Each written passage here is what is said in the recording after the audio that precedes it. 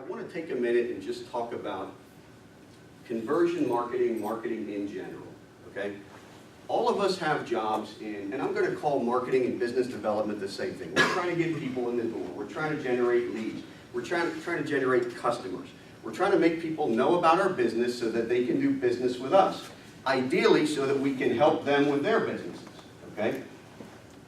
Why do we do marketing? Why do we invest time in our education? Why do we spend our lives doing it? Why do we stress over it? What is the end result? What are we trying to accomplish when we're doing marketing? Is that rhetorical? Somewhat. Somewhat. The idea is, and correct me if I'm wrong, we're trying to get people to learn about us so that they can do business with us, right? I mean, the ultimate thing is we want a conversion. When we talk about conversions, conversions mean different things to different people. What we want to focus on today is investing your time, effort, and energy into things that produce results, okay? If you're going to spend money on marketing, if you're going to spend your time in promotion, if you're going to spend your efforts into working on getting clients, don't you want to see a result of that?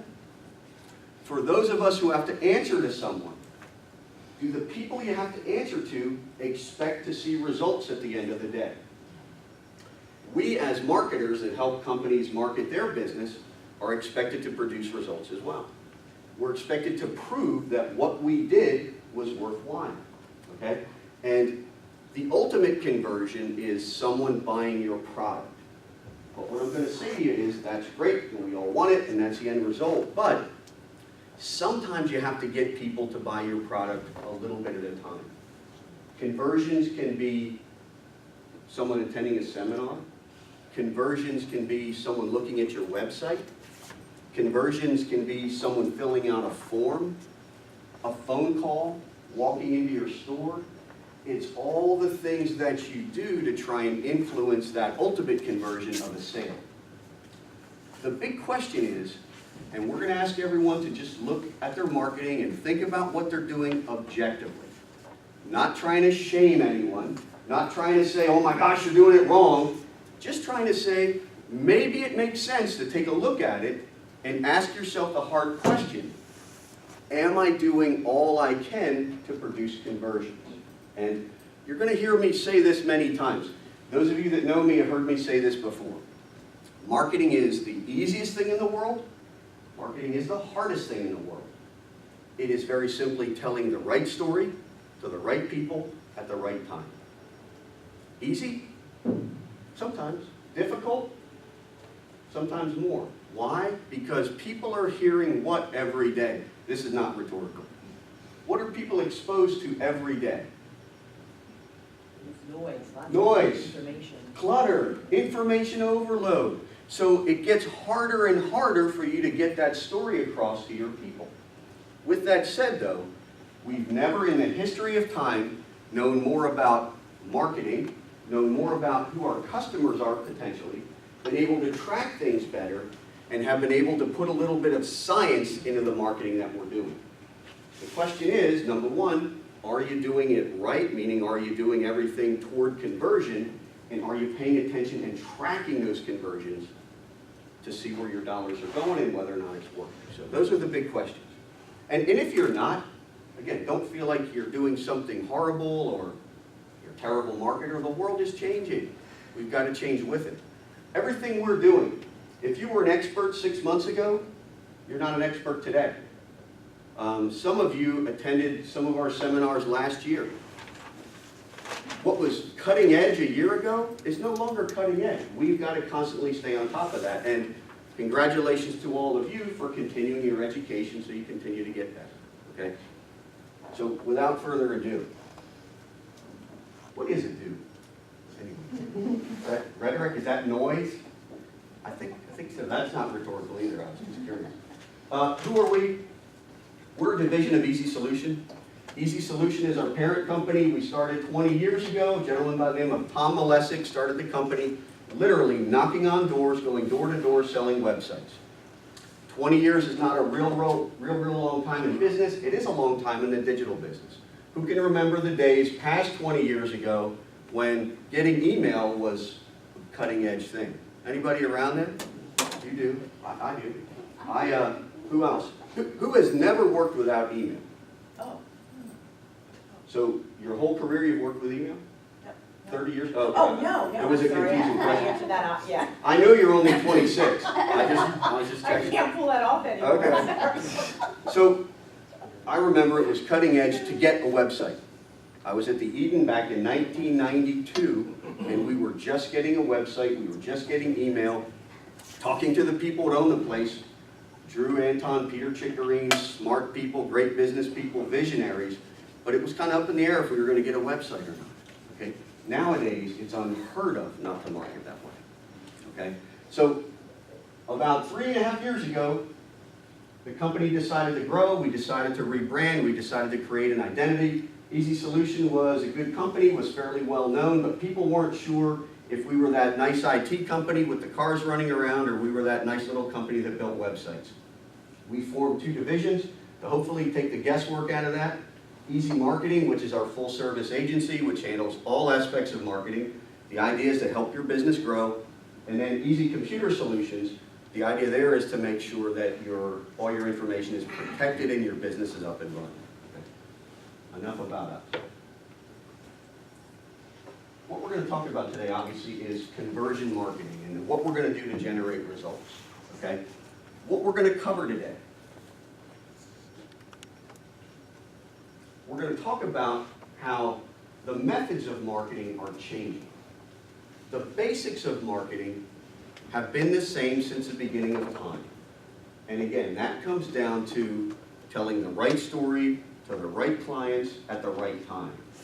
But what's changing is what we know about the clients, the ways we can deliver that message, and the information we can glean from doing that.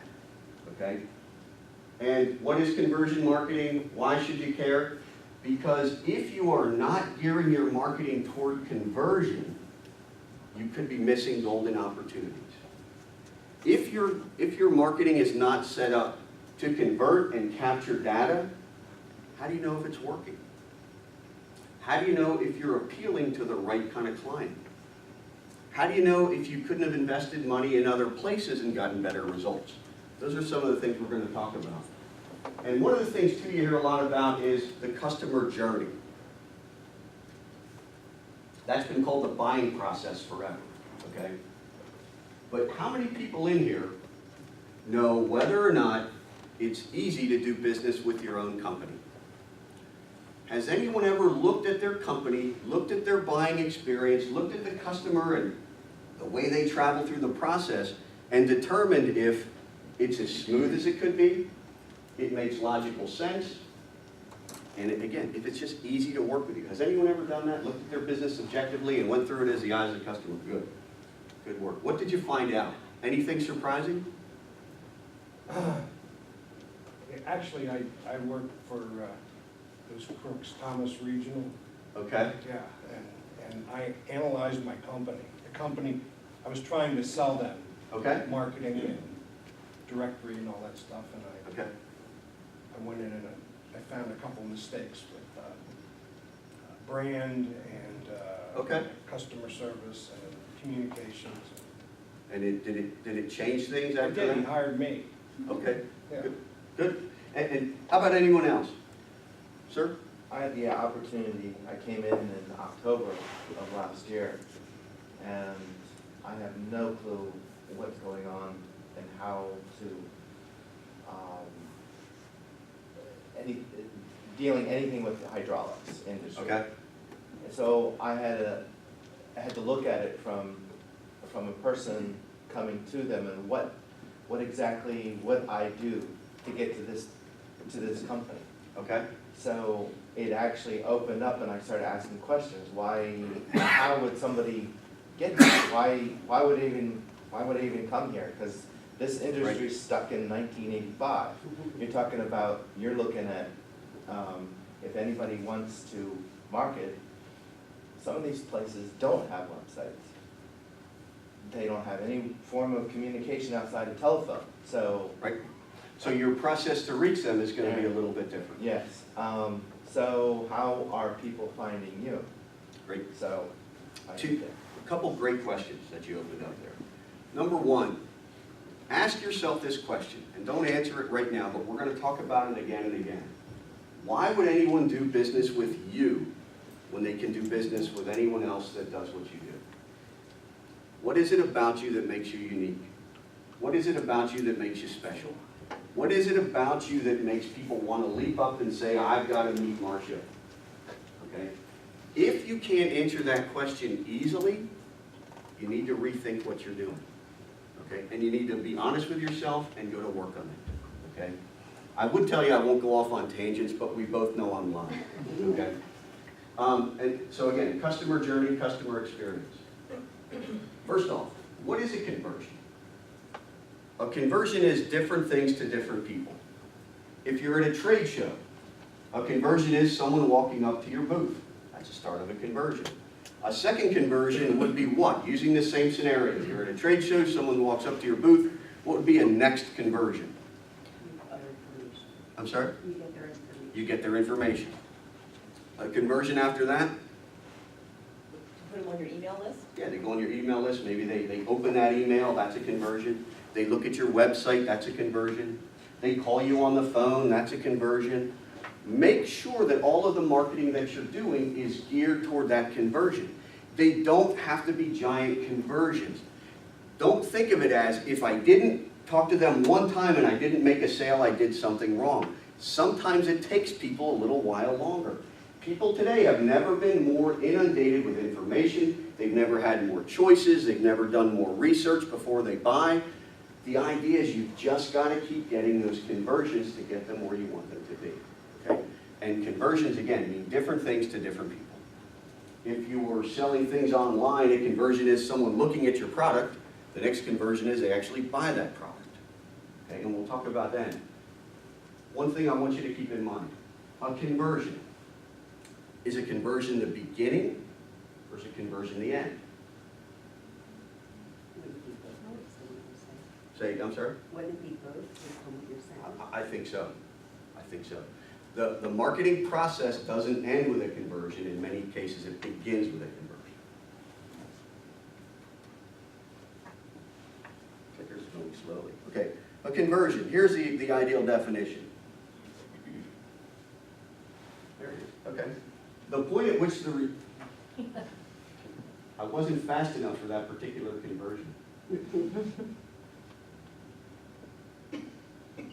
Slide's a little funky. The point at which the recipient of a marketing message performs a desired action. That's very clinical. What it means is someone did what you wanted them to do. Someone took a step. Someone moved down the funnel. Someone moved down the process of buying. Okay? Now, when you talk about it, there are several things people could do to get there. Boy, this is a funky slide. In order to get conversions, and I want to just stop for a minute, I want to talk about one thing. I said that the basics of marketing haven't changed in forever. Some of the methods that we use and the information we use has gotten a lot more elaborate. We're able to do a lot more things.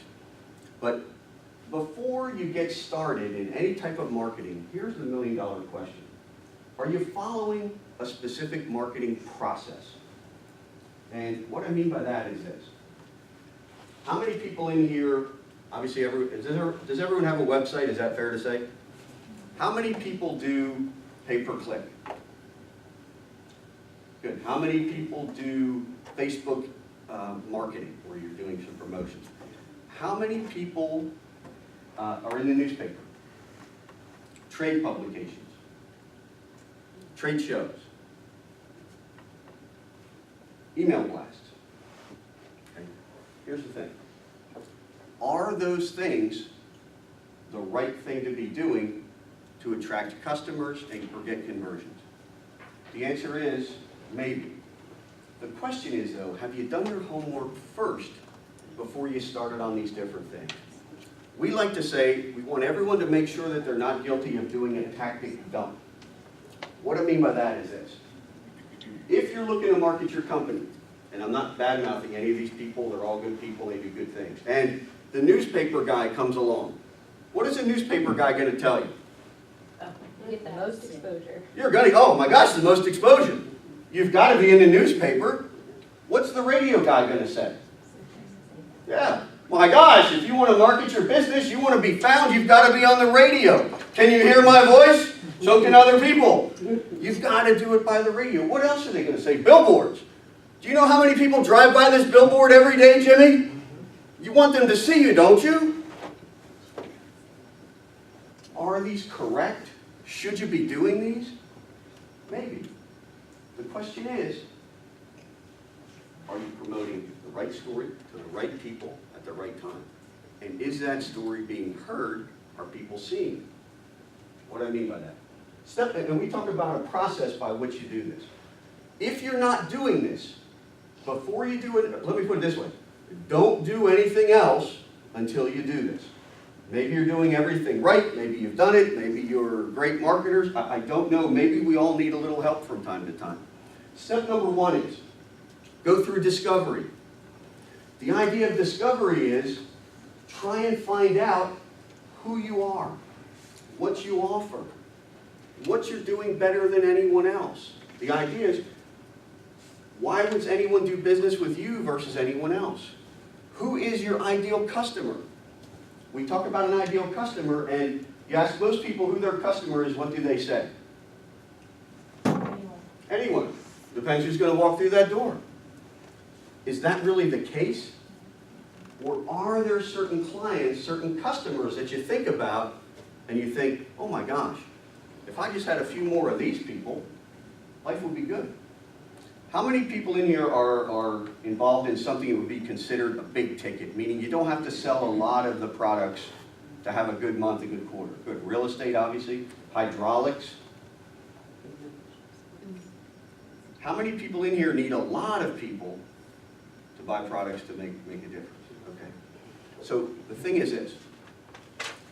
You're both looking, or both categories, or all categories, are looking for a certain type of client that's going to find what you're doing attractive and going to be interested in it. The question is the story that you're telling attractive to that client? Is the method that you're using to bring that client in the correct method? Okay? If I'm marketing to, I'll give you an example. We work with ABC. They have a school now, it's the College of Construction Careers. Who do you think their market is? Caleb? Probably younger people who get into construction. 18-year-old men that are good in math, are athletic, they like wrestlers. Wrestlers are the top choice because it's individual work with team accomplishment, and want to drive a truck. Okay? If we're going to market to 18-year-old boys, what's the way we're going to do it? Are we going to buy an ad in the newspaper? No. Are we going to be on social media? Are you going to try and market to schools? There's another market there too. Who else do you think would be very interested in the career choices of 18-year-old males? Parents. Why is that? Get them out of the house. Okay? I have a 25-year-old who's out, you know, she went away to college, never came back other than a visit, and that's great, love it. So, there's two markets. There's the 18-year-old boy, and then there's the influencers. So you're talking about parents, guidance counselors, teachers. How do you reach those people? Some social media, probably a lot of social media. Maybe those people, you skew the ad a little bit different for the newspaper. So the point is, you've got to do your homework first to know that.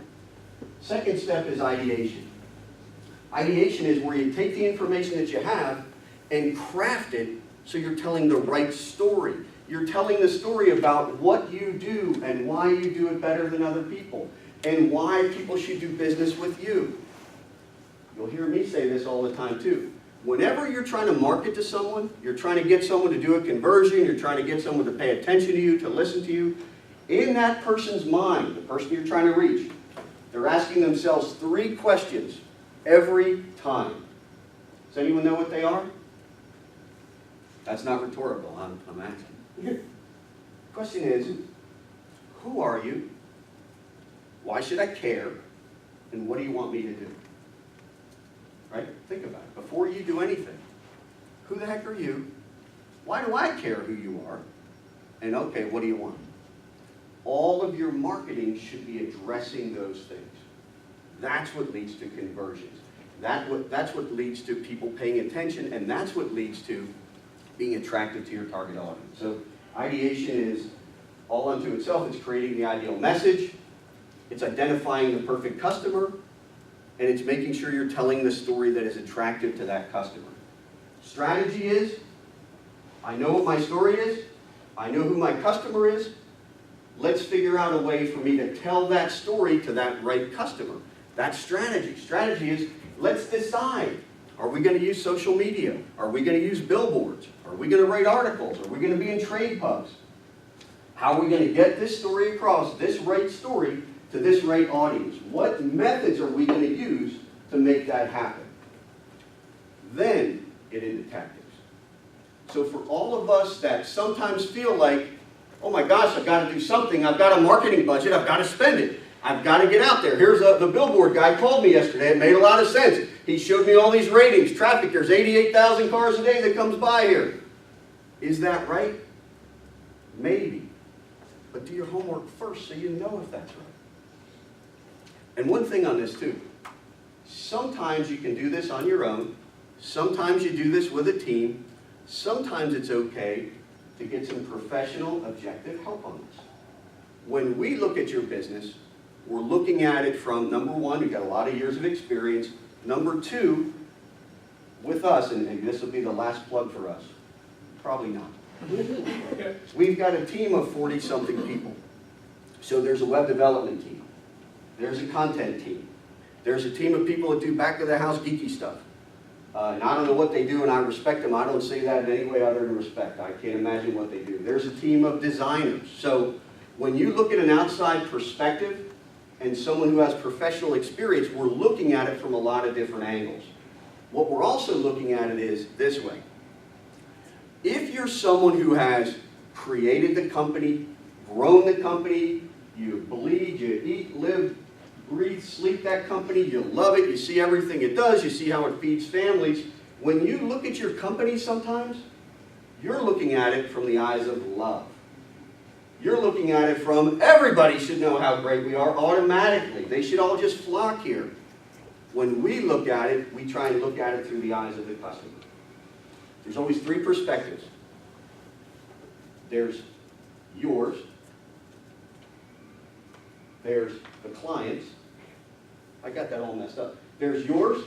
There's ours, outside objective opinion. And the most important one, the client's. How are they really seeing the world? Okay? Sometimes we have an expression too.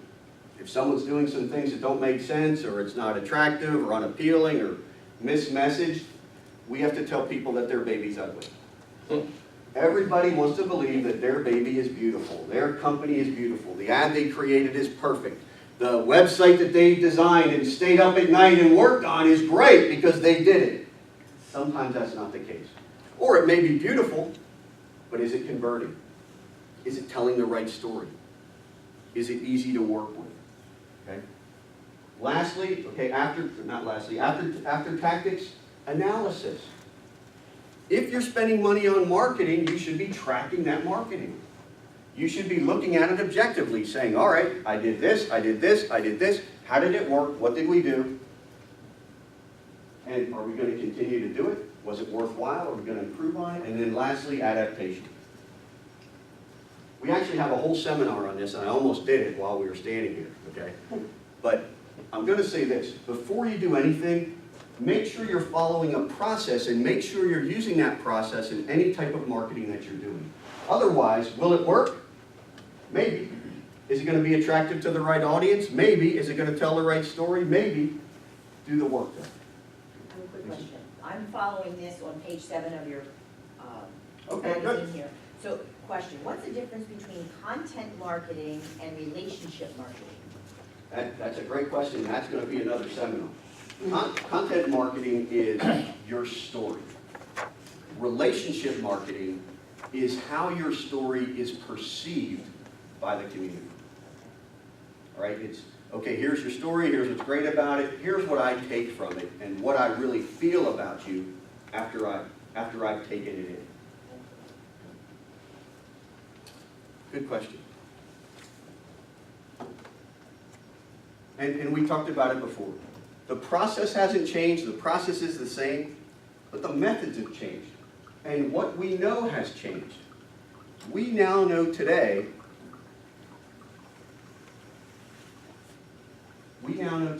who the customer is. We know how the customer thinks. We know what the customer feels. Okay? How do we know that? Big Brother knows everything. Right? There are analytics available today that have never been available before, and a lot of it is through social media. It's through Google, it's through Facebook, and it can be a little bit scary, but it also can be very, very profitable and very, very rewarding if you're using it right. Conversion, okay? We talked about conversion is any action that the customer makes that gets them down the funnel. The idea is, this is the way we looked at the funnel forever, okay? And the funnel was, here's awareness. We're putting all this marketing stuff out so people can be aware of us and know what we're doing. Sometimes they have an interest in that and they move a little bit further down that funnel. If the interest gets a little bit more in depth and they're thinking, you know what, this is pretty good, it might be something I'm interested in, the last part of it is, all right, let's go ahead and do it. You got my attention, it made sense to me, I thought about it, I compared you to other people, and I went ahead and did it. Okay, does that make sense? Has anyone ever learned this before? Talked about the sales funnel, it might have been called something different. I've seen it where it's prospects, suspects, leads, and customers, okay? Is that how you heard it? Yeah. Me too. Suspects, prospects, leads, and customers is a good way to remember. Now, nowadays, the funnel is a little bit different.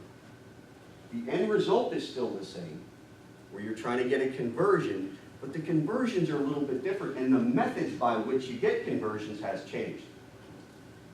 Here's why I say that. We talked about how people are just inundated with noise.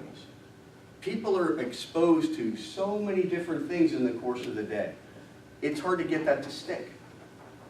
Unless you're telling the right story where someone is attentive to it, it makes sense to them, you've given them a compelling reason to pay attention, and you've set yourself apart from everyone else.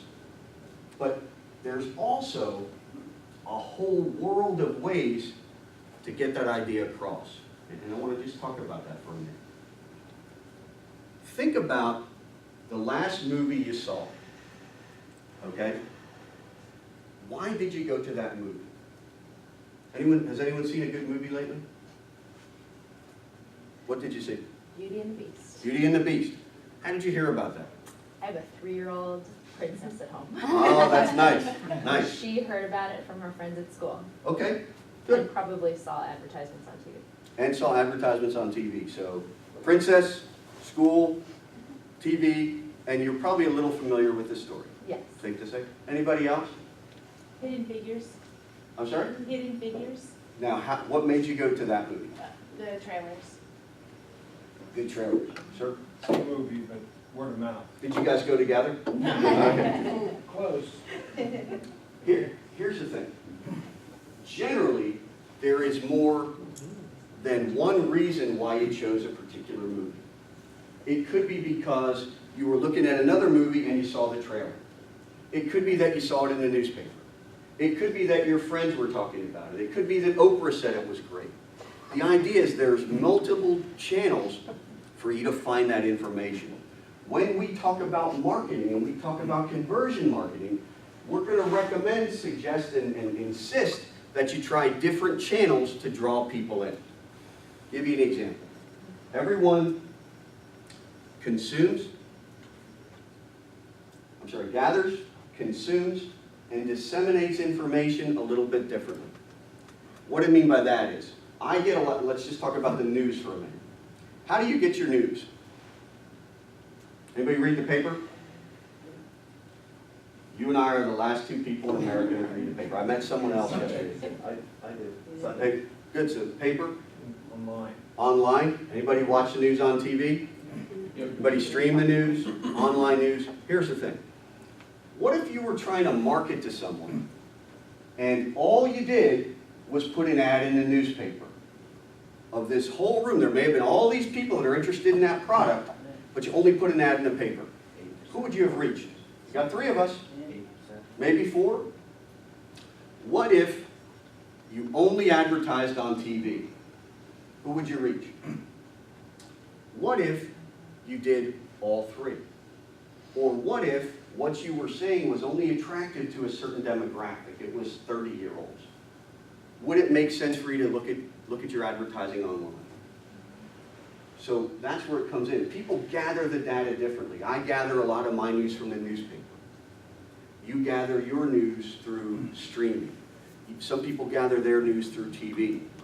They disseminate, meaning they take in what's important to them. Consumes is they take in what's important to them, and dissemination. Okay, here's what I'm going to do about it. This made sense to me. When we talk about conversion marketing and we talk about the sales funnel nowadays, we're talking about all the different things that go into that funnel to try and influence a conversion. And if you're not integrating everything, if you're not going through multiple channels, and if your message is not clear, consistent, the same, and appealing, you have an opportunity to miss more and more of that market, or you have an opportunity to capture more of the market if it's done correctly. So sales funnel now is all these different things go into talking to people, because most people hear information from more than one source. It goes through, you get people in the funnel, that's the first conversion. Second conversions would be what? You've got people interested. Maybe they fill out a form. Maybe they get a newsletter, so you send them some more information. Maybe you do some retargeting, you get people back. Maybe you do follow-up phone calls. The idea is that you continue to get people through that funnel. Conversions are just the beginning, and you continue to hit people with multiple conversions to keep them in that funnel. Does that make sense? Things go in the top end of the funnel. Once they're in there, they could jump in and out because people have different ways of looking at things. What are we going to do to keep them in there? What are we going to do to get them back? What are we going to do to have them be customers for a long time? Or maybe it's a longer buying process, and we've got to talk to them several times. You've got to hit them from different angles. You've got to influence them in different ways. End result is get them down till they're a conversion, whether that's a phone call, a lead, an email sign up, a sale, and then what are we going to do to make sure we're capturing that data, making sure we understand why they went in there, making sure who they were, what channels they went through, and how do we continue to do that. So conversion marketing, it's having all of your marketing set and detailed to create conversion. Make sure everything you're doing, when you're telling your story, you're doing marketing, you're putting your ads together, you've got your website, is everything set up to try and get people to take that next step? Does that make sense? What are we going to do to get people to take the next step? So we talk about conversion marketing. It's a strategy in which every campaign is designed to get the customer to take the next step. And again, what's the next step? Call us today. What's the next step?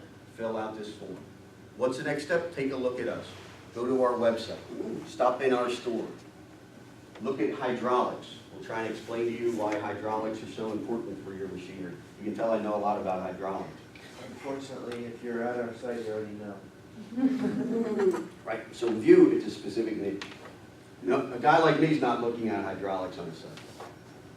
Unless they're fair. Right. And I'd still just call the guy. When you're doing that too, everything that you're doing, from the smallest ad to someone being on your website, to your trade show, your ads, need to point in the direction of a conversion. Because how you do anything is how you do everything. And it's all part of the same experience. And it's all an opportunity to capture a conversion. And why? Because the idea is that the more opportunities you have to get people in that funnel, the more opportunities you have to capture some information, the more times you expose someone to what you're doing and making it attractive, the more opportunities you have for people to buy your product or service. Now, a couple different ways you do this. A couple different ways why it's important. Number one, when we talk about conversion, we talk about marketing, it's more than just leads. They're qualified leads. What do I mean by that? We had someone come to us that owned a towing company, tow truck company, local. And they were obviously trying to get more people to contact them when they need a tow.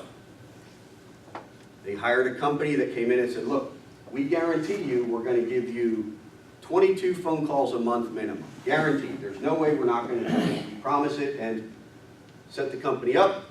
Do you think they did it? Absolutely. They got them leads. So people did call up, and people did need a tow. But where do you think those leads were from? All over the country. So people were calling from Georgia. People were calling from Lancaster, Ohio. People were calling from California. So they did, in fact, make the phone ring. So they did what they said they were going to do, but what good is a lead from Lancaster, Ohio when someone needs a tow? What are you going to say? Sit tight. I'll be there in 12 hours. I'm just leaving now. Okay? You need more than leads. You need qualified leads. You need leads that are the kind of people you want to talk to. You need leads that are people that you can help. You need leads that are people that are interested in what you have to offer.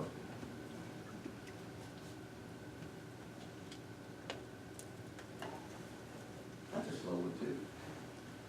Number two, because conversions give you an opportunity to track what you're doing. How do you know if you're not paying attention, if you're not tracking it? All that's happening is these leads are coming in and you have no idea where they came from, you have no idea if they converted, you have no idea what source they came from. How will you know if you're investing your marketing dollars properly? So conversion marketing is good for, number one, because you need more than leads, you need qualified leads.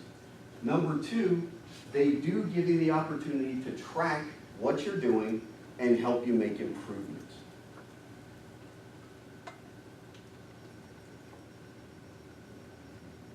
And number three, because conversion marketing allows you to understand what actually motivates people rather than guesswork, what you think it might be. I'll give you an example of that. A couple things.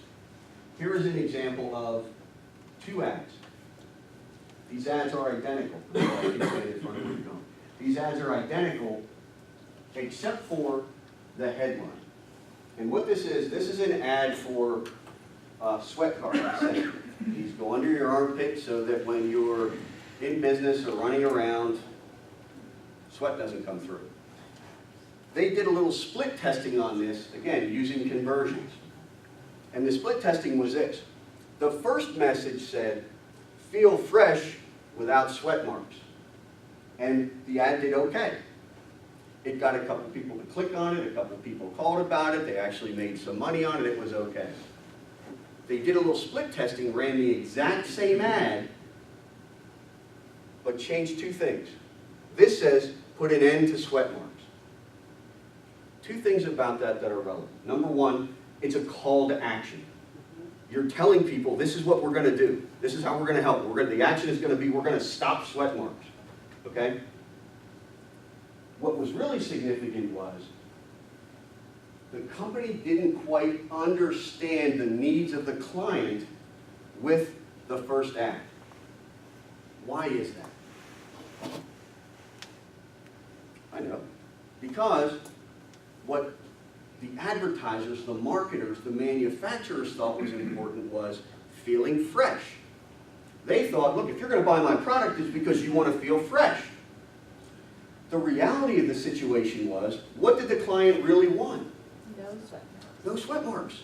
They wanted their problem solved. The problem is, I don't want sweat marks. I don't want to be standing up there. That's why I'm wearing a jacket. I don't want to be standing up somewhere talking to people And sweat marks are showing through. Sorry to talk about something gross, but it's reality of life. So understanding the needs of the client is one of the most important things you can do. This ad improved conversion by almost 40%. And again, it's because they understood the needs of the client, and the need of the client was, if I have sweat marks, I don't want them, that solves it. Give you one more example. Who here, ladies, who wears high heel shoes? Why do you wear high heel shoes? Because we want to look good. Because they look good, right? You want to look good? Why else? The shoes themselves look good. You're a little taller when you wear them. Make your legs look better because you're up on your calves, you're looking good. Are they comfortable? No. Yeah. Do you wear them for any other reason other than they look good? Probably not. You do, Dawn? Fashion trumps comfort. Fashion trumps comfort. I completely agree. So if your message is you got to try these high heel shoes and you don't fully understand the needs of the market, are you going to sell a lot of high heel shoes? Okay. You have to understand the needs of the market. That's a great example of it. Also, because if you understand and are tracking conversions, you can increase your yield without increasing your spend. Okay? How many people in here would be happy with every marketing dollar that they spent, they got $10 back? Would anyone call that a success?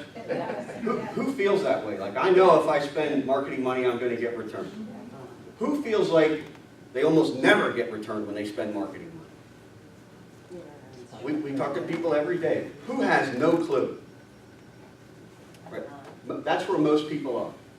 They're just not 100% sure. They're saying, look, I know I'm doing this. I don't really know if it's working or not. But what if you knew every time you spent $1, you were going to get $10 back? Would you do more marketing? Absolutely. If you tracked it, would you know that? If you don't track it, do you know it? If you don't track it and you spent money and you're going to that board meeting I told you about, what kind of meeting is that? Very tough one. Yeah, I would rather walk to Boston than that one. What kind of meeting is it if you spend money on marketing and you're going to get returned? You get $10 every time. Great meeting. What would happen though if by tracking that information, you figured out what was really important to the customer, you figured out where most of your customers are coming from, and you figured out why they bought and what was important. And suddenly, for every dollar you spent, you got $25 back. Who here thinks that would be a monumental success? You've got the ability to track it now. You've got the ability to know this. If everything you've set up is set up to be conversion-based marketing, and it's something that's trackable, you can do this. Think about how much better that meeting would be. We were smoking cigars and drinking champagne on the flight, okay? That's why you look at conversion-based marketing. That's why all of the marketing that you do should be geared toward a conversion and should be geared toward capturing information. Here's an example. And what do you track? What do you measure? Everything. Here's an advantage. This was an online ad. One of the advantages of an online ad is you can do a lot of split testing. Because you do something that's print or a billboard. Can you do a lot of split testing with a billboard? Not if you have to spend $2,000 every time to rewrap it. But with an online ad, here's an example of little bitty things that you learn from data that make a big difference in your marketing. Number one, we found out, or this company found out, that just by switching the color of these buttons, we increased the amount of people that clicked on it by over 20%. Everything else is exactly the same. The ad's identical, the message is identical, the call to action is identical, they sent it to the exact same people. The only difference is the red button got more action than the green button. Why? Honestly, I don't know. But what we do know is it worked. What we do know is just by mixing that up, it made a difference. So again, if you're not tracking your marketing, how do you know? If you're doing a good job, you think you're doing a good job on marketing, how do you know you couldn't be doing better? If you've tried something before and it didn't work, is it worth trying again? I'm sorry, go ahead. So I have a question for you. How do you, Because we're looking to track everything we do. Right? How do you track PR things without running a sale or without, like, because, That's a great question. And the question is, how do you track PR things? And it would be, if you do like public events or you're doing Exactly. public relations things, the way you would track that is a little bit trickier. Likes, mentions, look at what your traffic is like. It's harder and harder to do. What I would suggest is whenever possible, do some kind of a promo, well, that's. some kind of a that's the only special way. offer. Yeah, you know, hey, for anyone, well, you know, for anyone who attends this seminar today, I'm gonna offer you something. So I can see if, you know, If it's- it was, now, we do it for a couple reasons. You do public relations, you do community events because they're the right things to do. We do them because we genuinely want to give back to the community. We've done very well over the years. We want to see everyone else do well as well. But also you need to track it. And we can talk about that. I can give you a couple ideas that'll help with that. But you may track it a little bit differently. And that's the hardest thing to justify in a boardroom, Right. doing things like that. All we- Yep. Especially in nonprofit, where you've got a board of everyone with all different backgrounds. And you got a guy who's an accountant, and any accountants in here? Oh, it's all about the bottom line. It's all about the bottom line. And there's a lot of truth in that, but there's ways we can do it, and there's ways you can look at it that you can justify that. Okay, great question. Hardest thing to track. Goodwill is the hardest thing in the world to track. But again, the idea is by tracking the conversions, doing a little split testing, you're going to know whether or not it was more valuable to do this versus that. I am aware of the time too. It's 9:30. I'm going to pick it up a little bit. Okay. When you talk about conversion, you talk about someone buying, you talk about the buying process, it's all about what we consider the customer journey right now. Every customer that does business with you is on a journey. Okay? It's your job to make that journey as seamless as possible, to make the process as smooth as possible, to make it as easy as you can for someone to do business with you. We talk about it. There's two ways that you want to track the journey and track results. Number one is analytical research. That's empirical data. That's what the accountants love to see. All right? This is bottom line results. I did this, it caused this, and I got this out of it. Best kind around. Right? The way that works. This is definitely the era of big data. This is where we know how many people went to your website, where they came from before they got there, what they did when they got there, whether or not they came back another time, whether or not they came from this ad, that ad, public relations, a seminar. And there are lots of tools that you can use. Some of them are free, some of them are almost free, some of them are fairly involved. Okay? I want to say two things about that. Number one, free tools. Google Analytics. Everybody can install Google Analytics. It's free. It tells you a lot. It doesn't tell you everything, but it tells you a fair amount. Anyone needs help with that, give us a call. We're happy if, we'll either do it for you or we'll walk you through it, whatever works. Sem Rush Reports give you an idea of what you're doing in terms of the market and people searching and finding you, what words they use to do that, and as importantly, what your competition is doing. We can identify some competitors and find out how they're doing in the market, what words people are using to find them, and how you stack up against them. This is an example of heat mapping. The idea there is this actually follows the customer journey in terms of if someone goes on your website, heat mapping, and we use Hotjar, actually follows the path of your mouse. So that you know if someone went on your site and they looked here, and then they went here, and then they went to this page, and then they went to this page, then they got to this page and they stayed for a really long time. If you start to see that consistently, what should you do? Make it easier to get to that page. That's what they want. Your job, your responsibility, your obligation, your privilege is to make it as easy as possible for people to do business with you. Technology will help you do that. The other end of that is your job is to make sure that you're doing everything fiscally responsible for your companies. Your job is to spend money wisely so that people can find you, the right kind of people, and you make it easy for them to do business with you. It's twofold. Other type of research, and this is what we talked about a little bit. This answers your question somewhat. Anecdotal. This is the original form of analytics. Thanks for coming today. How did you hear about us? Hey, what did you hear about us? It's, what made you come in the door? What did you like about the event we did? It's asking. It's having a finger on the pulse, especially with big ticket guys. It's talking to your clients. It's relationship building. It's knowing what's important to them. It's knowing what makes them tick. You talk about who the client is, what they're all about. There's demographics, which tells you who they are, and then there's psychographics, which tells you what motivates them, what makes them tick. You can accomplish both with either analytic data or anecdotal data, if you're investing time, effort, and energy and asking the right questions. You don't have to spend a fortune. You don't have to be a technological wizard to do this, but you've got to pay attention. You've got to have your finger on the pulse. Anecdotal. Interact with your customers on social media. What are they saying about you?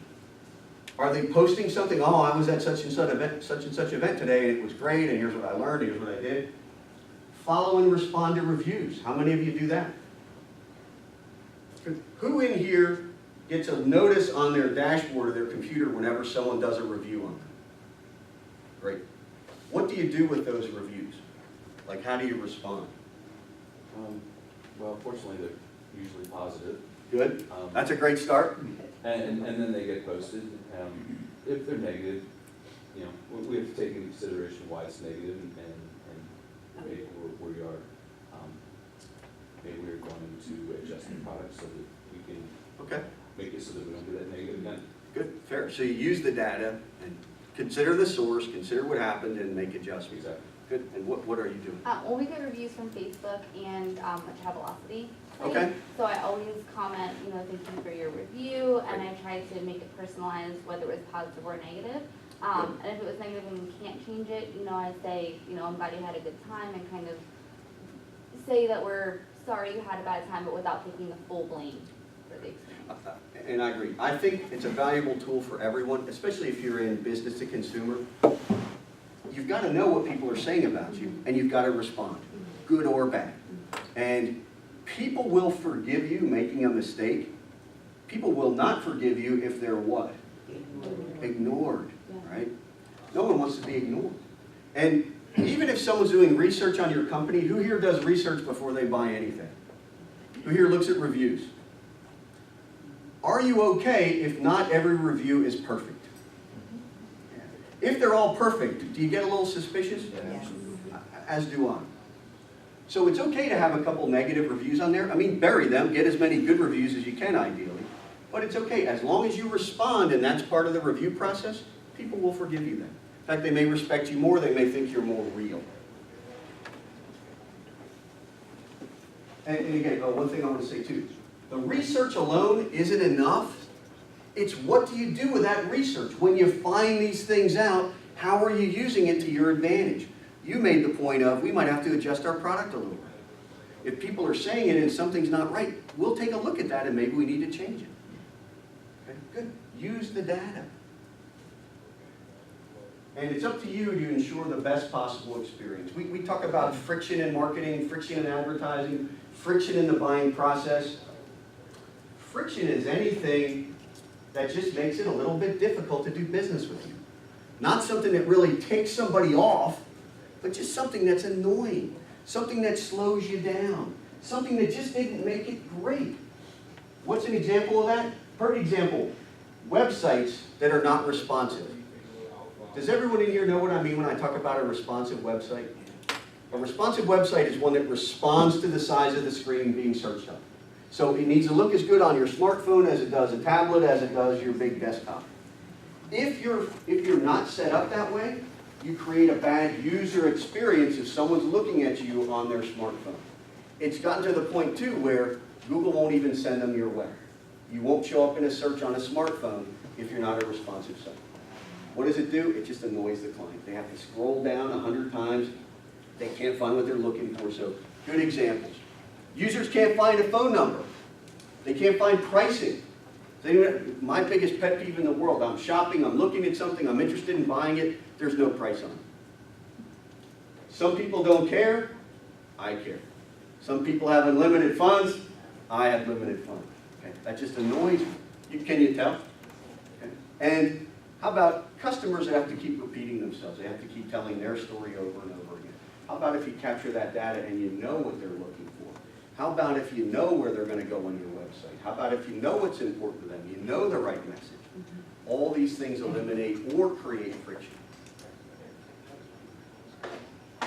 Perfect example. We have any Comcast people in here? We talked about using this slide, Kelly and I, because we had someone from Comcast sign up, and I'm going to slam Comcast a little bit. It doesn't mean that they're not doing great things, but here's an example of friction on a website. We went on this website, we wanted to call Comcast to ask a question, we wanted to find out some information, so I go to call them and I look at the phone number and there's no phone. Now, if you're under 30, you probably don't care, and I'm generalizing. Certain people don't care, but if you're over 75 like I am, you care because you want to call that company. Again, we talked about how you've got to be appealing to different markets, you've got to use different channels. There are certain people that are going to do business with you only by phone. There are certain people that are going to have to walk into the business. Other people are fine doing everything online. But if you've eliminated the phone number, who have you eliminated as a customer? Yeah, guys over 75. Guys with low-level intelligence that can't figure anything else out, okay? Who else in here would be eliminated if they didn't have a phone number? Or annoyed, at least? Am I the only one? No. Couple, okay, good. Just you, Chris. Do Stop drinking coffee. you think that was not I think it's strategic? intentional. Yeah. I think it is too. Okay. And I We- think it's, Yeah, we did that on our website for that very reason. Like, we do have a B2C site, but we are mostly B2B, and we want to encourage people to go to the brick and mortar retailers. And we were getting inundated with phone calls from elderly women that like our products, that wanted to order over the phone, and they're used to being able to do that, and we're not set up to handle them. So we have the number, but it used to be like top right, and we had tons of phone calls. And so we moved it down to the bottom of the page so that they have to scroll to find it. And it took the phone calls down, and then when we did talk to them and tell them we're trying to send them to the local retailer, they appreciated that feedback. okay. But, I mean, But it could I be, just wanted to point it out that it was probably intentional that they did that. and I know it is, because they don't want to talk to anybody. Yeah. They want you now. To me, and I'm going to say, to me, that's a mistake, and I'll say this. But if you're getting a lot of phone calls from the right people, I might look at adjusting the messaging. Or I might look at adjusting the call to action. Or I might make a headline to get the real story, come to our store, okay? I might look to do that first because, and you know your business better than I, but I know they did that on purpose. And I know why they did it, and it's because, they can do whatever they want because they're the big players, but I think it's a mistake. Because as a consumer, that annoys me. And the right consumer. I'm a guy that I watch some TV. All right, I can watch TV if I want to. But again, you know your business better than I. Well, I'm not saying it's the right decision either, but, But it makes sense for you. It made sense, at least in that moment, but again, in the process, it needs to be reevaluated too. I would mean, if we're reevaluate. missing that many customers, then maybe you reevaluate it and increase staffing to handle that level of phone calls. Yep, or adjust the messaging, adjust the call to action. Okay. And identifying this stuff isn't necessarily difficult. You do have to pay attention, you do have to care. You do have to look at things through the eyes of the customer. What is it like to do business with you?